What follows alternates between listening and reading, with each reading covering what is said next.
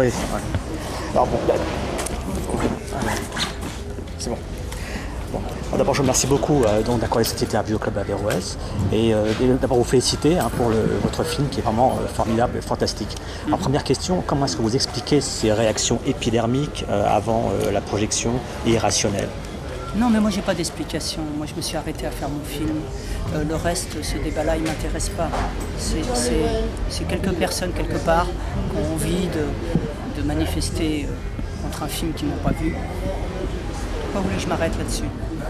Je trouve aucun intérêt. Il n'y a pas d'intérêt là, tout est fermé. Même le débat n'est pas possible. À partir du moment où déjà le film est enterré, qu'est-ce que vous voulez? Quelle ouverture il n'y en a pas. Monsieur, alors, est-ce que ce n'est pas le manque de diversité dans le cinéma français aujourd'hui qui est la cause de cette crispation identitaire? De quelle diversité Diversité des origines, parmi les metteurs en scène. Est-ce que vous êtes un peu le seul qui, aujourd'hui, dont vous êtes une cible facile? S'il y a beaucoup plus de metteurs en scène issus des minorités, ça peut être différent.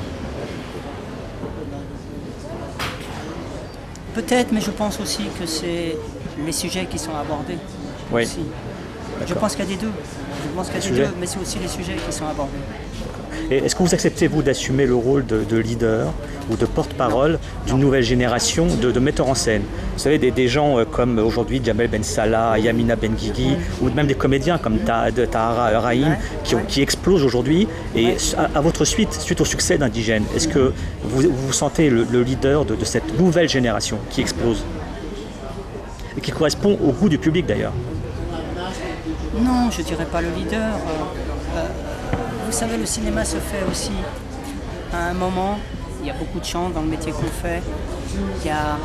Voilà, c'est des timings. Moi, je me retrouve là à un moment où effectivement, mon exposition, elle est très forte en ce moment, mais c'est pas être un leader.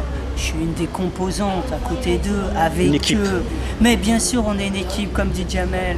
Voilà. On est une équipe, une team. C'est tout ce qu'on est. On est tous ensemble. Qui vont dans le même sens. Ouais, mais avec...